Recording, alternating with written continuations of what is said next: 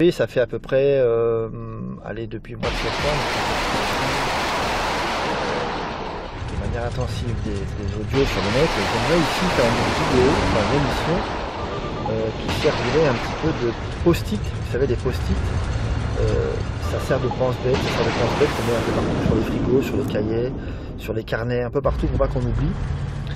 Et puis on a tellement fait de débats, tellement d'émissions, certains s'imaginent que je balance des trucs et que j'oublie, je dis tellement de choses mais je n'oublie pas ce que je dis, et lorsque je place des trucs ça paraît improvisé mais ça ne l'est pas. Ça part d'une réflexion, de lecture, d'analyse, etc., de méditation aussi, pour ceux qui méditent, vous savez que la méditation ouvre la porte à beaucoup de réponses. Donc voilà, c'est exactement ça. Et puis, ou alors, un peu comme des intercalaires. Vous savez, quand on était à l'école, peut-être que parmi vous, il y en a qui sont encore à l'école, nous avions des intercalaires qui servaient de repères dans les classeurs. À force d'y incorporer plein d'informations, ça part dans tous les sens. Donc, ça sert un peu d'intercalaire, tout ce que je vais vous dire.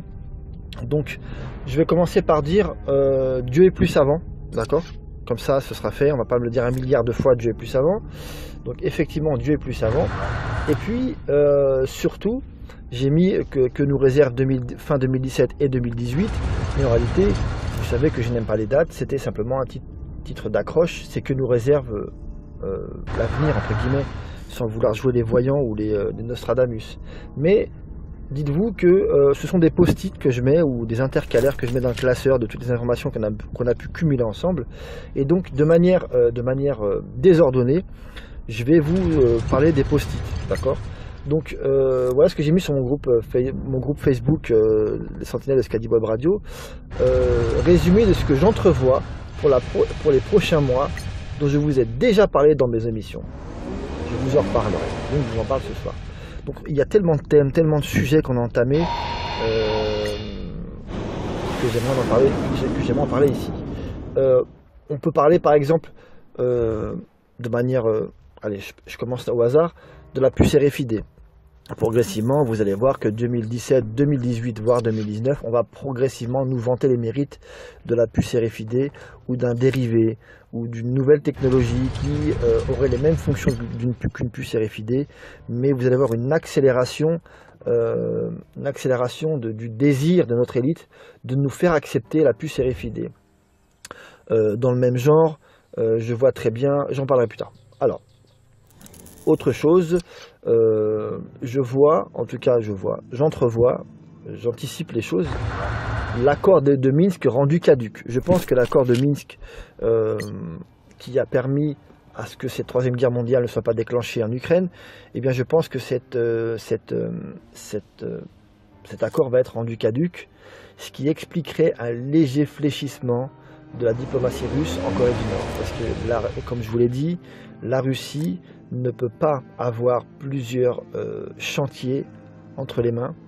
Et donc c'était la stratégie de Donald Trump et en tout cas de l'élite mondialiste, c'est d'accélérer les choses un peu partout, puisque ni la diplomatie russe et chinoise ni leurs armées ne pourraient gérer aussi bien les choses que les Américains en matière militaire et diplomatique, si ça venait à partir en vrille dans plusieurs foyers dans le monde. Donc il semble que cette stratégie américaine commence à être payante. Bref, en tout cas, je pense que l'accord de Minsk va être caduc. La guerre au Kurdistan, on a vu que ça commençait à partir en chenouflette là-bas, en cacahuète.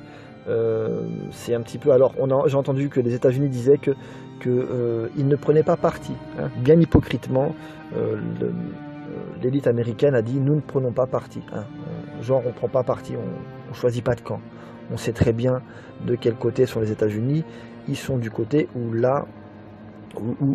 est-ce que ça va encourager la guerre, hein, le chaos, puisque le hors de chaos a toujours arrangé les États-Unis. Ça n'a jamais été leur stratégie de gagner une guerre.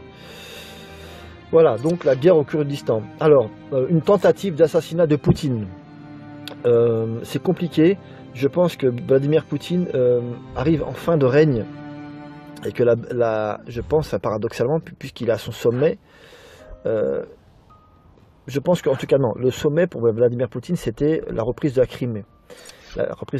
Et je pense que même si aujourd'hui vous le voyez régnant en maître sur la Russie, je pense que c'est aujourd'hui qu'au sein même de son camp, il va y avoir des tentatives de traîtrise, de tentatives d'assassinat, puisque la jeune génération a bien envie de le dégager. Ne croyez pas que cette élite s'entendent à merveille et qui se font des bisous tous les soirs. C'est une mafia et chacun va atteindre les plus hautes marches du pouvoir.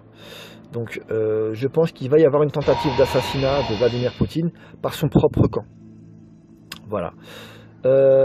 Qu'est-ce que je voulais vous dire d'autre? Le scandale autour de Trump, j'en ai parlé dans ma vidéo précédente. Je pense que Donald Trump va être victime d'un scandale peut-être en 2018 ou 2019. En tout cas, c'est une précision de ce que j'ai dit dans l'audio précédente.